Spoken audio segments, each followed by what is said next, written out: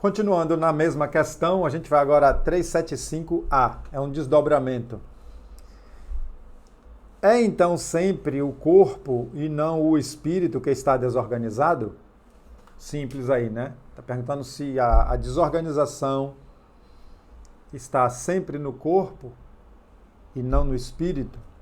Sim, mas é preciso não perder de vista que, do mesmo modo que o espírito atua sobre a matéria, esta reage sobre ele em uma certa medida. Então, o espírito está ali atuando sobre a matéria, encarnado, e ela reage sobre ele numa certa medida. E que o espírito pode se encontrar momentaneamente impressionado pela alteração dos órgãos, pelos quais se manifesta e recebe suas impressões. Momentaneamente impressionado pela alteração dos órgãos. Então, quando ele fala espírito fora do corpo, ele pode estar impressionado momentaneamente, recebendo a influência daqueles órgãos que ele botou o nome de desorganizados. Pode acontecer que, com o tempo, quando a loucura durou bastante, a repetição dos mesmos atos, tá vendo? Acabe por ter sobre o espírito uma influência da qual não se livra senão depois de sua completa separação de toda a impressão material. Repetição dos mesmos atos. Aqui ele está falando dessa condição de loucura, né? Desorganização do cérebro.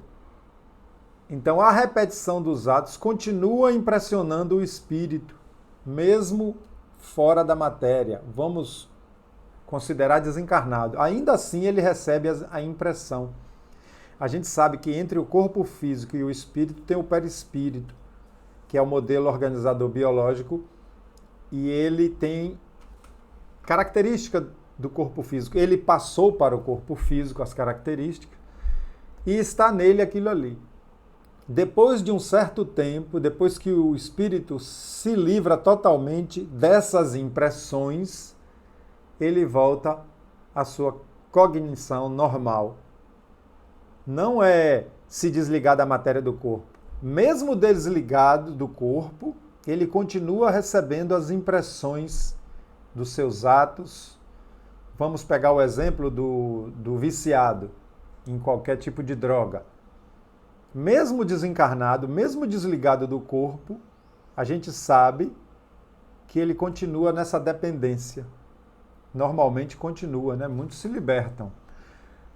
Mas normalmente ele leva ainda essa dependência, essa vontade de consumir o álcool ou qualquer outra droga.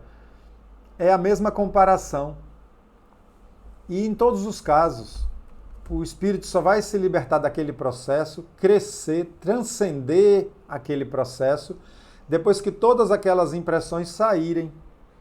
E até as nossas necessidades normais de alimentação, de dormir, muitas vezes o espírito desencarnado ainda continua com essas necessidades.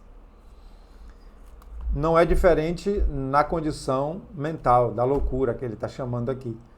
Até que o espírito se liberte dessas impressões, ele ainda sofre influência.